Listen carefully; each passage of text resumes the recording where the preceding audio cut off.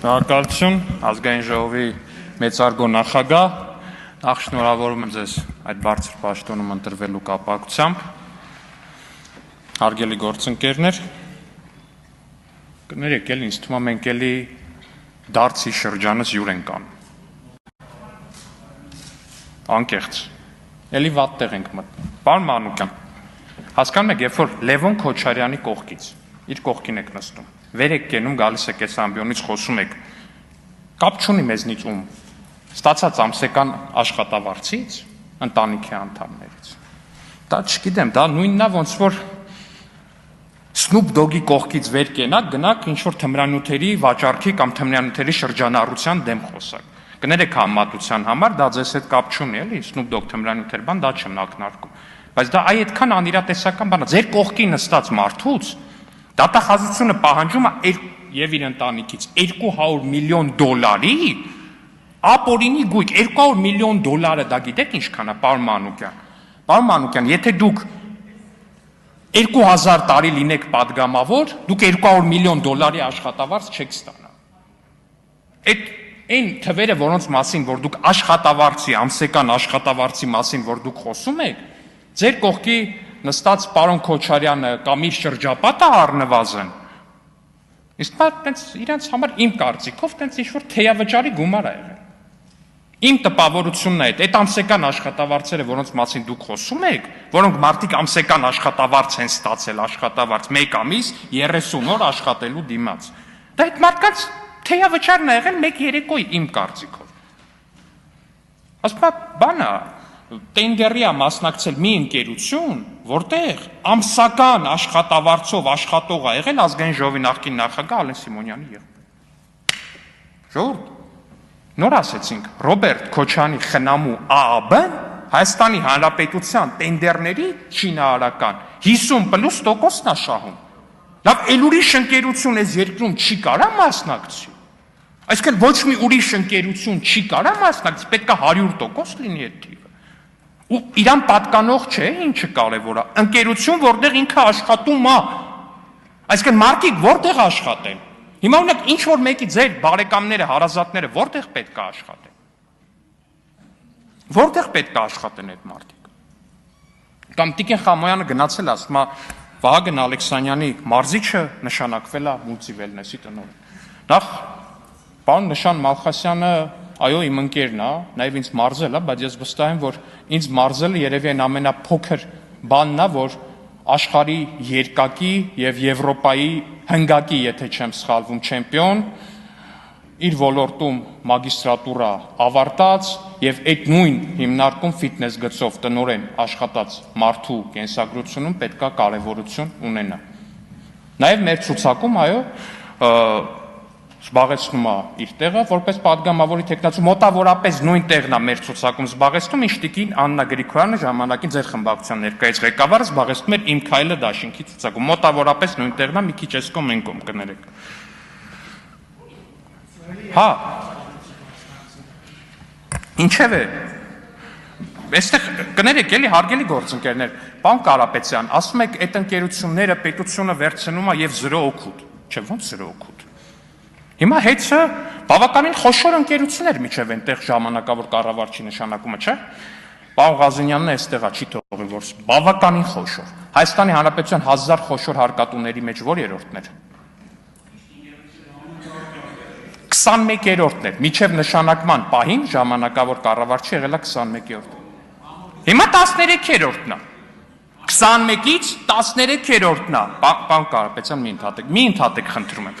21-ից 13-րդն է, այդ շեշտակի աճը տեսնում եք, հենց այդ է շեշտակի աճը, ԶՊՄԿ-ն միջև պետական մասնաբաժին ունենալը, պարոն Կարապետյան, գումարային 8-9 տարում վճարել է այնքան հարկ, ինչքան պետական մասնաբաժին ունենալուց հետո 1-2 տարում, սենց թվերը շատ կոնկրետ չասեմ, 1-2 տարում պետական մասնակցություն ունենալուց հետո վճարել է այնքան հարկ, ինչքան դրանից առաջ նախկինում վճարել է 8-9 տարում, դուք այս տարբերությունը տեսնում եք, թե չեք տեսնում։ Բա կներեք, ասում եմ ԶՊՄԿ կամ ԶՊՄԿ-ից շատ են բողոքել ԶՊՄԿ-ի պետական մասնակցությունից մեր գործընկերները։ Ժողովուրդ ջան, բայց այդ մասնաբաժինները ում են պատկանել ԶՊՄԿ-ին։ Պարոն Ղազարյան, մի ընդհատեք ինձ, ես ձեզ նորից եմ խնդրում, ես ձեզ չեմ ընդհատում։ Դա հռետորական հարց է կամ հարց է, որին դուք կարող եք պատասխանել այստեղից ելույթ ունենալիս։ Բա ում են պատկանել այդ ԶՊՄԿ-ի մասնաբաժինը։ Ում է պատկանել, ժողովուրդ ջան։ Միքայել Մինասյանի հետ փոխկապակցված մարդկանց չի պատկանել։ Պարոն Ղազարյան, Միքայել Մինասյանը հիշում եք ով է։ Ձեր կուսակցության ղեկավար, իդեպ չգիտեմ հանրապետական կուսակցությունից դուրս եկել եք, թե չէ, դրա համար ասում եմ ձեր կուսակցության, եթե դուրս եկեք ձեր նախկին կուսակցության ուրեմն։ Հանրապետական կուսակցության ղեկավարը Սերժ Սարգսյանի փեսանը։ Կամ այստեղից ասում եք տներեն գնել։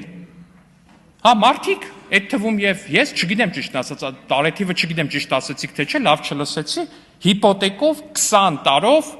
այո, բնակարան ենք գնել, տենց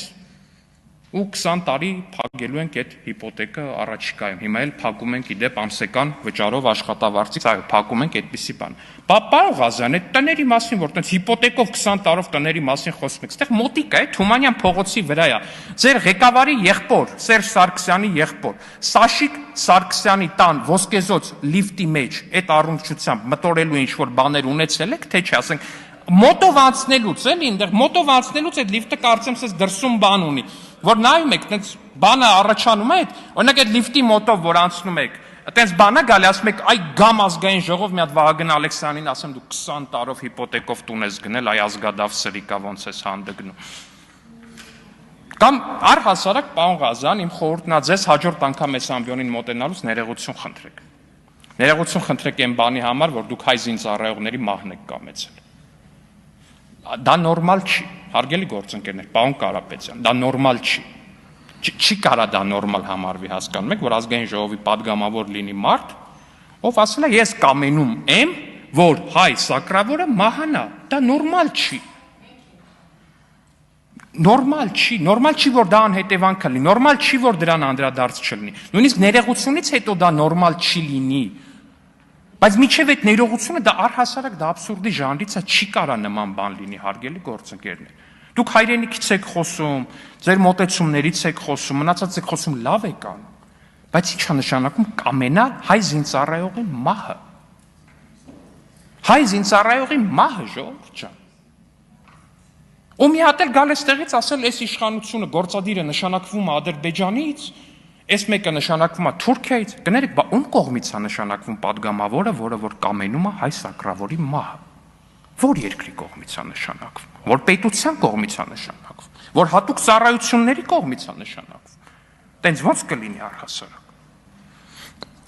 Ու մեկ էլ այստեղ այսօրին շատ է խոսվում Բարգավաճ Հայաստանի եւ ընտրատեղամասերի եւ մնացածի մասին։ Ես հիշում եմ, երբ որ ընտրության գիշերը ձեր գործընկերները Ուժեղ Հայաստան խմբակցության, Գոհար Մելոյանը, մյուսները